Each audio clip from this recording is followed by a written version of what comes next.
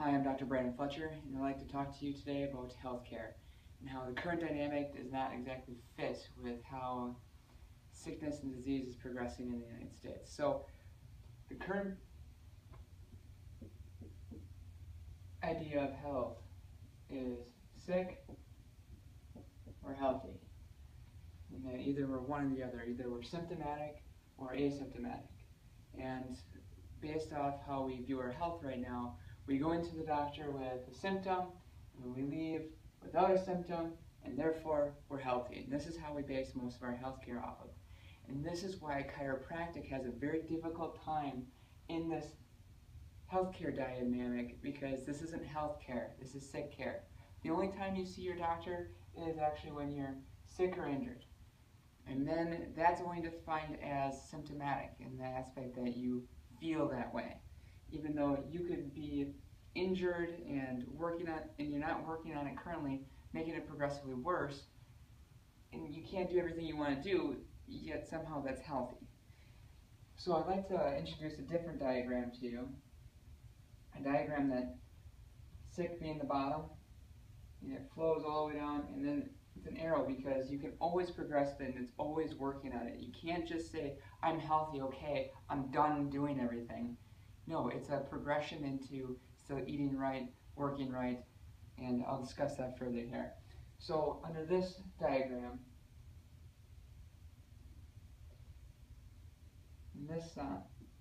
we'll put all of the sickness. This is where you're completely injured. This is your progression into getting healthy.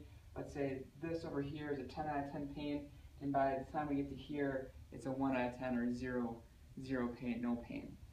And then we get to this area, and this is what we currently think is healthy, since we're asymptomatic. But the problem with this spot, is that this is where most of us stop. Half of us, say, let's call them group A, just stop right there. As soon as we stop feeling sick, we instantly think we're good, there's nothing else wrong with us, and that we don't need to do anything more. And then there's group B, and they are the ones that take this sickness and realize, like, we need to address something.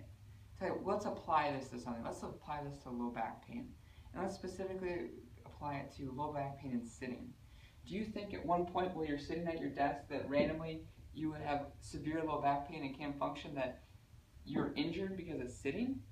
Or are you injured because you are destabilized, you don't have enough muscle mass, and you're actually maybe have gained a little too much weight and have compressed so much weight onto that disc or low back muscle that it's injured? It's now become injured because of sitting. Sitting naturally is not an injury mechanism. It's a result of something else happening. So when we sit back and we say, oh, my low back hurts and it hurts when I sit, but then we get you out of pain, let's say through painkillers and muscle relaxers, we get you back to here, it must have went away. And that's what most of us think, because we follow the original health diagram of healthcare, or still it's sick care. And when we need to follow a diagram that actually makes sense and that it shows progression, this can be applied to more than just low back pain. Think about heart disease. You have a heart attack, you are sick.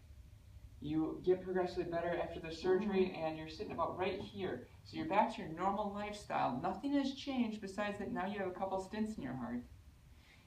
Now you have to make a decision. Are you going to do something about it and possibly never have another heart attack? Or are we just going to sit here because we're healthy and we're asymptomatic and we're back to normal, that our heart disease is all gone?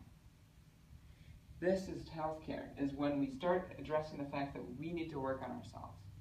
So let's go back to low back pain. So we get out of low back pain, and then we're in this asymptomatic phase. And this is where chiropractic, physical therapy, and all of the conservative healthcares have problems.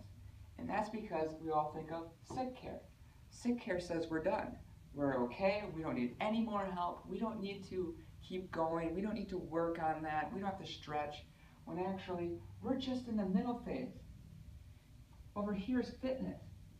We are fit. We can do anything and everything. We can run, we can jog, you can pick up your grandchild. And now some people are like, well, I can never hit this because I'm old, I have arthritis and stuff like that. Which, again, where are you on the chart? Is it because you are still here? Are you in the A category where your arthritis is dictating everything? Are you really working on it? Are you strengthening? Are you trying to be able to lift up your grandchild? But you have to do the work before you get to here. You can't just skip from sick to asymptomatic to do everything. You wonder why elite athletes have surgery from here and then they go to here and go right back? Ask any of them. I mean, the best example everybody knows is Adrian Peterson. If you don't know who that is, look up ACL repairs. But overall, I hope this speech has taught you one thing, is that sick care is not what we're practicing here, whether it's chiropractic or any of the other conservative cares. We practice healthcare.